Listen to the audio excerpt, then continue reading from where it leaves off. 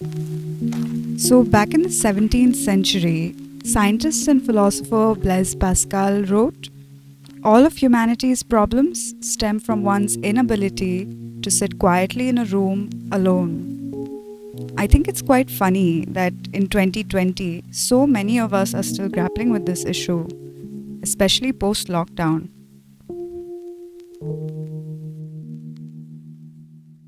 Welcome to Empty Suitcase with Armchair Flamingos, a podcast featuring honest conversations around productivity, creativity, agility for those working in and navigating the digital space. So, that's basically everyone these days. With the whole world going under lockdown overnight with the pandemic, most people are thrown off by this uncertain and indefinite change in being. Our homes have now become a place of pursuing rather than a place of escape. Will the idea of the workplace being the crucible of productivity evolve? Is work from home or remote working here to stay? How do different personality types cope with an always on culture? Are we finally embracing all those tech apps to drive creativity and productivity remotely? DV Media Co. is a company that works remotely. So, all these questions naturally intrigue us, and we hope to address some of them in this conversation. Home has always been a sacred space. People have been leaving home to pursue their purpose for as long as we know, and at the end of the day, they came back home to relax and nourish for the next day. This is true even from an evolutionary perspective. As a recent article in Liveman points out, in human evolutionary history, work has always been a social activity. Hunting for food in the savannas was always done in a group. Even after humans started agriculture, preparing the grounds to plant seeds, harvesting crops, and so on were all group activities. Even after the emergence of private property, working together to share common resources like water, building common walls, all of these things was the norm. It is basic human nature to work in groups. So, how do we adapt to the times? Joining me for the very first episode of Empty Suitcase is Aditi Dharmadhikari, writer, content creator, and editor who's been working remotely for the past 5 years. With so many of us being forced into working from home with the pandemic, we thought it would be useful to gain some insights from someone who's been doing this for a long time. Hi, Aditi. Thank you for joining us. Hi, Donna. Thank you for having me on. Do you mind telling us a little more about what you do? Sure. So, I work as an independent writer and editor, and I've been doing this for the past 7 years now. I've been contributing to various publications, and I usually write about music, culture, mental health, and gender rights. So, yeah, at the moment, I'm working on a range of writing and editing projects. So, Donna, I'm really excited to be here. And before we continue with our conversation, I actually wanted to check in with you and ask you how your experience of working remotely has been like so far. Good question. I adopted a hybrid model from late 2016. So it's been a combination of working from client's office to co-working spaces, cafes, sometimes just a bench. Most days, all I require is a notebook, my phone, a laptop, and I can definitely say that my friends will also vouch for this because they know I'm that person with my bag and my laptop, and as long as I have a place to sit, I can start working. I know exactly what you mean, and it sounds quite similar to what I've been trying out the last couple of years as well. Yeah, yeah. Let's start from the beginning. When and why did you start working remotely? So, I started working remotely about 5 years ago when I was living and working in Bombay. And while I had held down a couple of full time jobs, I found that I really craved more diversity in the kind of writing I want to do. And Yeah, I felt like by working independently, I'd be able to indulge my various interests as well. So that's where it started. But yeah, as some time went by, I realized that Bombay might not really be the ideal place for working independently or freelancing, as we call it, Mm, because overheads are really high. And after thinking about it for a year and after a lot of support from my parents, I decided to make the move to Goa. And that's where I'm based out of now. So after amazing. shifting to Goa, I started developing the symptoms of this chronic pain condition called fibromyalgia. And I think that changed things drastically as well. But fortunately, I was already working independently by then. So, yeah, I would say that working remotely has given me the freedom to choose my hours and make the most of my time. And yeah, to be able to prioritize my well being in addition to my productivity. Absolutely. Well-being is so important. Yeah, that makes me think about what are some of the biggest challenges one faces in working remote? So I definitely would say that one of the biggest challenges someone working independently faces is staying motivated every day and day after day.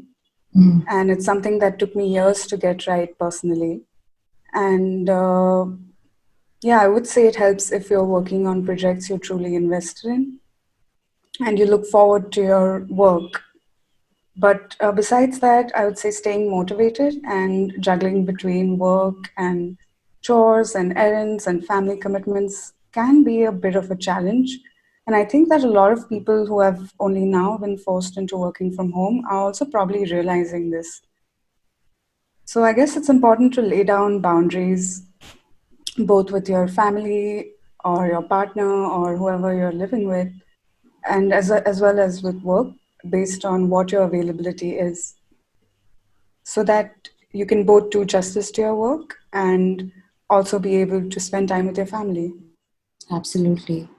What are some of the problems you've heard people are dealing with during this lockdown? Well, as you can imagine, it's quite a list, and It's this is endless a list. yeah, I mean, it's quite a tough time for everyone, and I think we're coping the best that we can. But I think some of the biggest problems that I've heard about mainly come down to stress, soaring stress levels, and Mm, sleep habits. If you really think about it, what does midnight mean? You know, nowadays it's nothing but a marker for you to send off your last email and maybe say your good nights, and then you start winding down for the day. But there did used to be a time when it meant middle of the night. In fact, many hunter gatherer tribes still follow this way of life where bedtime is around 9 p.m. and they catch a couple of like around 7 hours of sleep and then they nap again in the afternoon, sleeping biphasically for a total of 9 hours. And I think it's quite incredible what a luxury this seems like, especially, given this brand of wakefulness and productivity that is so rampant today. And I mhm. think it's worth thinking about whether modern day culture really champions sleep deprivation. Just think about it. How many times have we heard no rest for the wicked or you can sleep when you're dead? No. Like, No. I don't think we need to do this to ourselves anymore. And in fact, Donna, do you know that in the Guinness Book of World Records, voluntary sleep deprivation records have been banned because of how dangerous it's proven to be in the past? Getting Wow. no sleep literally leads to the quickest reduction of health, and it puts you at risk for a whole bunch of conditions, and it also aggravates mental health issues quite a bit. So, there's a sleep expert called Matthew Walker, and he has done some amazing work in this field. And in one of his podcasts, he explains the correlation between stress and sleep. Mm, And the two are extremely interconnected, right? Because the fight or flight branch of the nervous system gets fired up when you're sleep deprived. And what does that mean? It means more cortisol, more adrenaline, and more stress overall. So I think it's really important that we try and develop some healthy sleeping habits and other habits to help de stress as well, because it really affects your overall health. And finally, if you feel like you're really struggling with anxiety and you need to talk to someone, then I think it's worth reaching out to a professional and seeing a therapist if you need to. Yeah. Yes, I am a believer in asking for help. Speaking to someone, preferably a professional, can help you understand what you're feeling, why you might be feeling it, and how to best cope with it. Um, that being said, how important is setting your own work environment in your creative process? Oh, extremely important. I mean, if you think about it, it's really one of the reasons that I prefer to work this way, because to be able to focus, I know I need a few things just right. I need to be well caffeinated, at least in the first half of the day, and have just the right temperature, definitely not too cold, and hopefully the right music for depending on the kind of work that I'm doing. I mean, if you think about it, there are quite a few benefits, I'd say, to working remotely.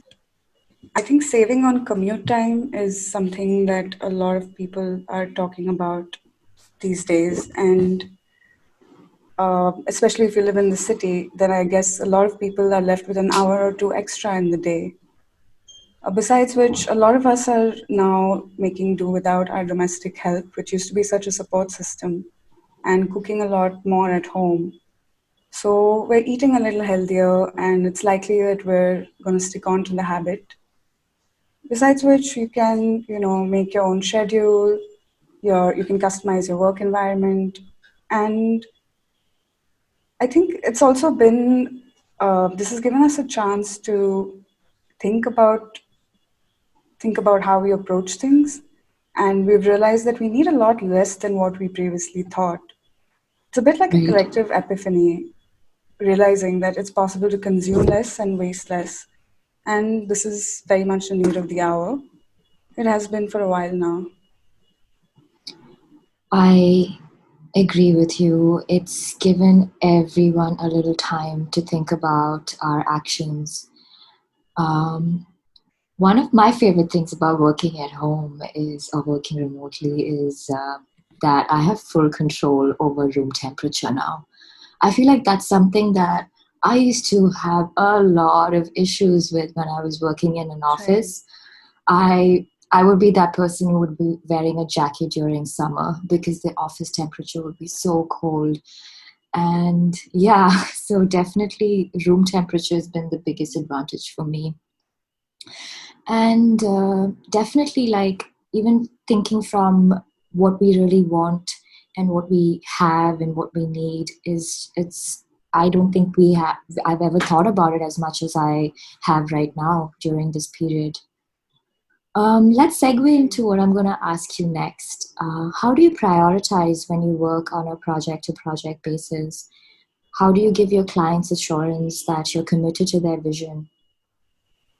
Well, this is definitely something that I've learned over the years. But one of the great things about working independently and remotely is that not only can you indulge your various interests, but you can also make your own schedule. And yes, you will have time commitments and deadlines to meet, but with a little bit of planning, I think it's possible to do a specific kind of work at the time of the day when it works best for you. And personally, I like writing fresh in the mornings and spending my afternoons either conducting interviews or following up with people and coordinating. After which, I usually like to spend my evenings researching and reading and maybe laying down the groundwork for the next day. So, yeah, I mean, coming back to your question, I feel like I've also reached a stage in my career when I'm really keen on building long term relationships with the clients I work with. Mm. And I think that when it comes to building a healthy relationship with clients, communication is super important. So is transparency and consistency. showing up every day and delivering is difficult, but it's something worth working towards. And I like to check in with my clients and give them regular updates, even if it's to communicate that I'm behind on my work, because I Mhm. feel like it builds confidence, and ultimately helps your working relationship. One mistake I've made a little too often is that I tend to get very excited about all the projects coming my way. And sometimes I overcommit, and all that ends up happening is that I'm spread too thin. And I can possibly, it's possible that I might not even do justice to my work. So, being very clear about your work profile is a good way to set the precedent. And also, I think that most clients will appreciate this level of transparency. Yes. So then, besides that, I guess you could say a watertight contract is really important because this protects the interests of both parties at the end of the day.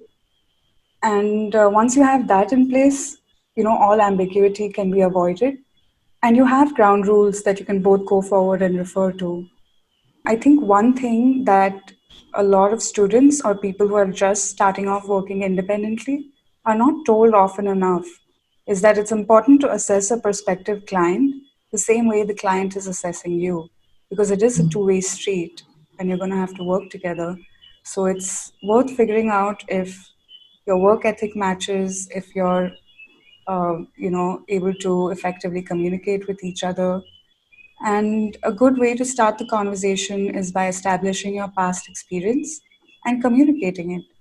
And one way of doing this is to offer references of past clients that you've had a good working relationship with.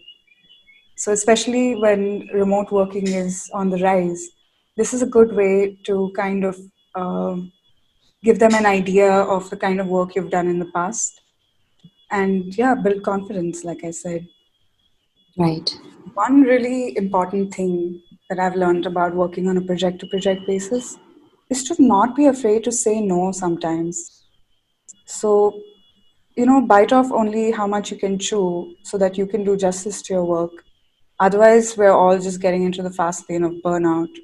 So, I think it's worth prioritizing quality over quantity. Absolutely. Yeah, it's it's hard to say no, especially when you have people calling you, clients calling you, potential ventures. You want to hear it all, and you want to kind of indulge, and you want to give it a shot because you just try to Absolutely. think, Everything you sounds just so exciting and promising, right? At the beginning. exactly. Yeah. So it's like you I feel like we know how to say no maybe after it's over. Just like, oh, I should have said no to this project. But Yeah. you're right, I think over time and with experience, and we do learn how to say no, and we're able to identify certain things, like when there are certain type of clients, when you have a conversation with them, okay, maybe this is not something I want to invest my time in, or you learn over time how to say no efficiently. Um, Sometimes, Donna, what I've mm, noticed happens is maybe you're not in a position to take on that project at that point in time, but it's always good to send over your resume and work samples and mm, let them know that, maybe we can work together in the future. So yeah, that way you also keep your options open, and who knows, maybe 2, 3 years down the line, it's possible that you might end up working with that client.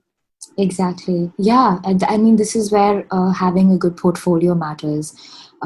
Putting all your work down so that even if someone calls you, even if you don't have the time to talk to them, you can always send it across to them, and they can ponder over it, and they can get back to you. And this kind of eliminates that the amount of time you might have to spend explaining everything you've done. So yeah, Right. definitely. Since we're talking about working on a project to project basis, and you are usually busy with meeting deadlines, do you set aside time for learning? If you do, how do you prioritize it on a regular basis? Yes, absolutely. I'm constantly reading and learning every day.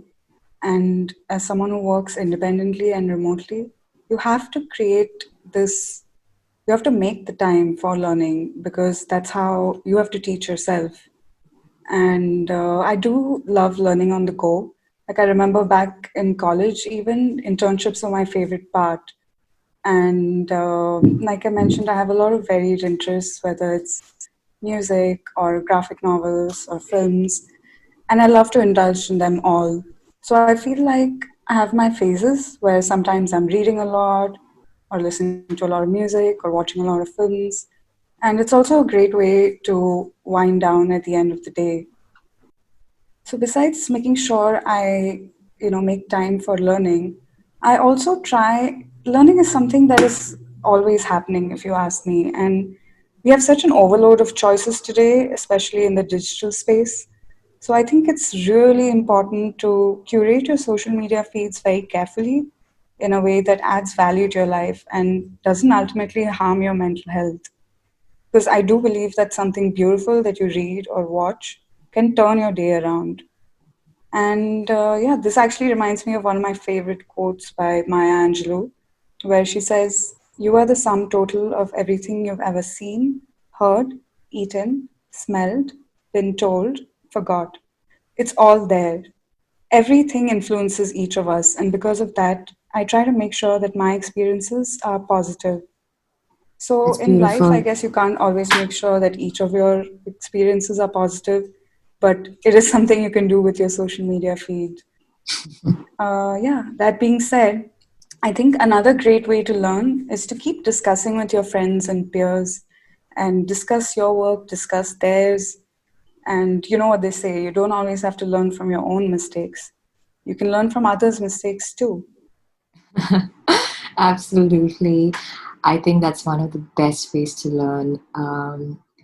Personally, I love setting aside time with my own thoughts and ideas because we spend so much of our time in other people's ideas, from like, your social media feeds to your instant messaging to the content that you watch online. We're always in someone else's head. So it's nice to just go into your own and see what's in there too, because you'll be surprised to find out like all the ideas that you have apart from the ideas that you hear of. um, with that, we conclude this first part of our conversation with Aditi. Stay tuned for more in the second part of this episode, where we will talk about the cultural stereotypes around working independently, the isolation of lockdown, how the pandemic is affecting women, and balancing productivity with health and well being when you're working remotely.